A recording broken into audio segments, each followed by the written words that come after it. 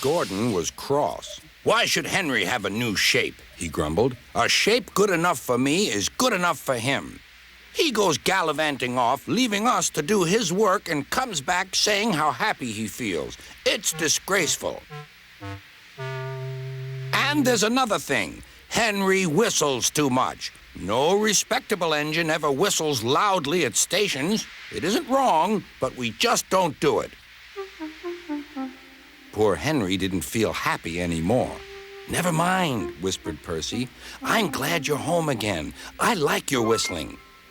"Goodbye, Henry," called Gordon. "We're glad to have you with us again, but remember what I said."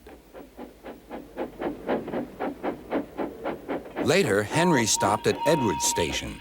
"Hello, Henry," said Edward. "You look splendid. I was pleased to hear your happy whistle yesterday." "Thank you, Edward," smiled Henry.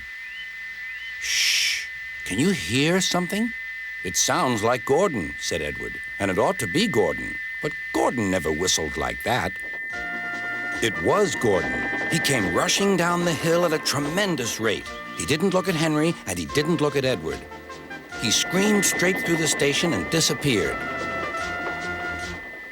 "Well," said Edward. "It isn't wrong," chuckled Henry, "but we just don't do it." And he told Edward what Gordon had said.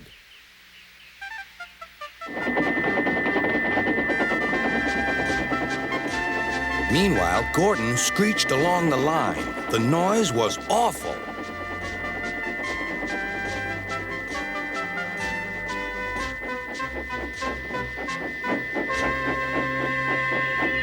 At the station, everyone covered their ears. Sir Topham Hatt covered his ears, too. "Take him away," he bellowed, "and stop that noise." Gordon puffed sadly away, but he wouldn't stop whistling until two fitters climbed up and knocked his whistle valve in place. That night, Gordon slunk into the shed. He was glad it was empty. "It isn't wrong," murmured Henry to no one in particular, "but we just don't do it."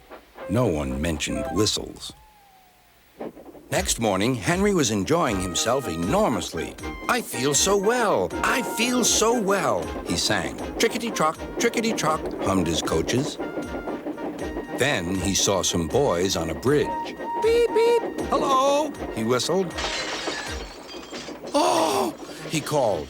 The boys didn't wave and take his number. They thought it fun to drop stones on him instead. "They've broken our glass! They've broken our glass!" cried the coaches. The passengers weren't hurt, but they were cross. "Call the police." "No," said the driver. "Leave it to Henry and me." "What will you do?" they asked. "Can you keep a secret?" "Yes, yes." "Well then," said the driver, "Henry is going to sneeze at those boys."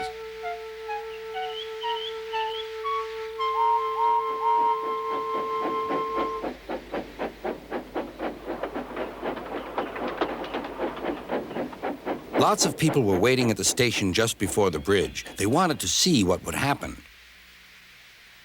"Henry has plenty of ashes," said the driver. "Please keep all windows shut till we've passed the bridge. Henry's as excited as we are, aren't you, old fellow?" Henry felt more stuffed up than excited. Soon they could see the boys, and they all had stones. "Are you ready, Henry?" said the driver. "Sneeze hard when I tell you." "Now," he said. Achoo!